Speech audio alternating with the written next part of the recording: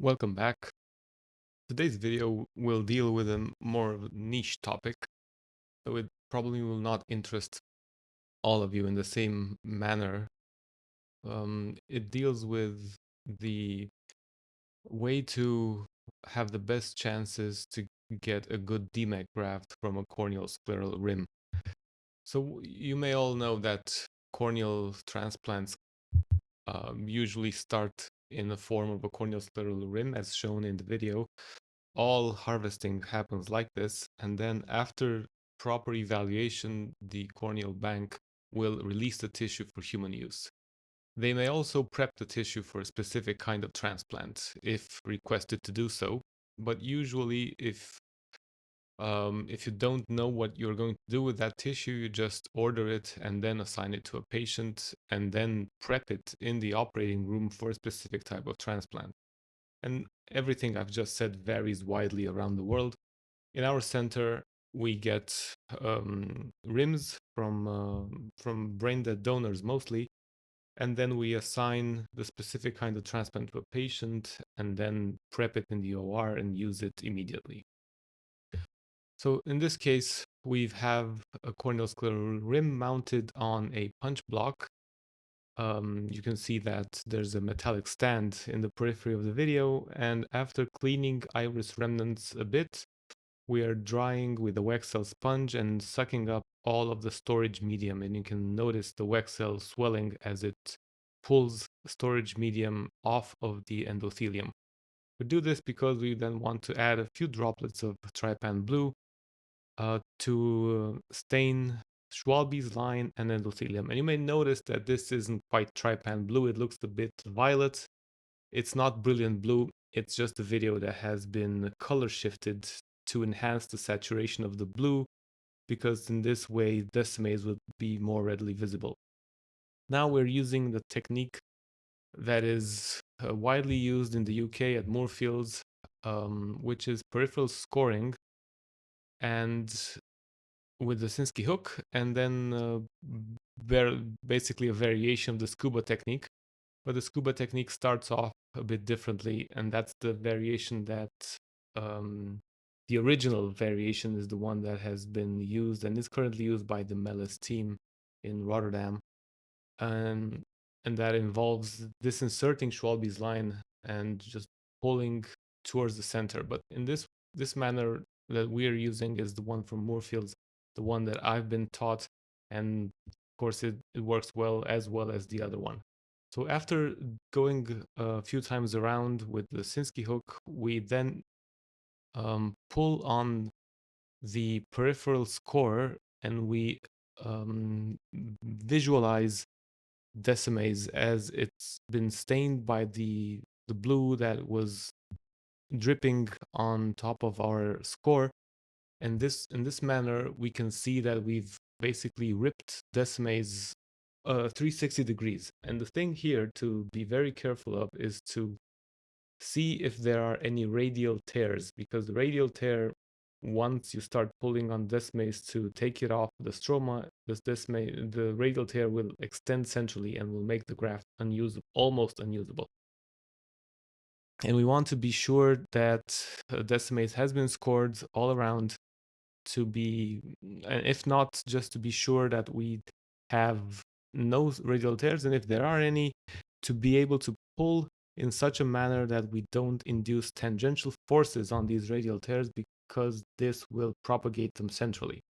So after we've inspected the whole of the periphery and not found radial tears, or if we found radial tears to mark the position where these are, then we can go ahead and drip in some either storage medium or BSS. In this case, we're going to be using the tissue right away, so we don't want any more storage medium to interfere. So now we've added BSS, and you can see that the whole graft is submerged, and this is where the scuba name comes from. Submerged cornea underwater, backgrounds away. The thing with the backgrounds is that you want to be able to see precisely where Descemet is tearing off from, to be able to catch a radial tear early if one should form. And in the video, we can see that we're tearing Descemet towards us. This is getting a bit out of the image because this is the way the camera works in our microscope. But after we've tore it about 75% of the way, we don't want to tear it 100%. We want to keep a hinge going because in this way we can oppose it back. So now we've dried BSS with the Wexel, and now Descemet is lying back on the stroma as it naturally does. And in this way, we created a plane of dissection that extends horizontally, and now we're creating the plane of dissection vertically. And this is the 9mm tree fine. We're centering the graft to encompass a good quality tissue. What I mean by this is that sometimes corneas have cell dropout in the periphery from the harvesting process, and you can notice these by wherever you see more blue, because that's where the trypan blue catches on to areas of cell dropout, and you want to exclude these as much as possible. So we've taken the peripheral rim of Descemet, and now the graft that we will be using is what's left in the center. And we're grabbing it, trying to get a small surface area so we don't kill too many cells. And Descemet comes off, we pull it up, and then lay it back on the stroma. And now all we need to do is stain it, and this happens with the trypan blue again. And this time we submerge it almost completely. Even though it's just a stromal part of the Descemet that catches on color, we can't control this, so we just submerge the whole cornea in trypan blue. And fast forward a bit, like 1.5 minutes at most is what we stain it for. After that, there's the time to load it into the injector, and to do this, we need to dry it. And this is pretty much a difficult moment of the surgery because you don't necessarily see the graft inside the puddle of trypan blue, and if you use the Wexel incorrectly, you could pull the graft towards the Wexel and damage it. So what I do usually is I just put the Wexel, I just stop the video for 1 second. Here is where Schwalbe's line is, and it also coincides with an area of curvature change.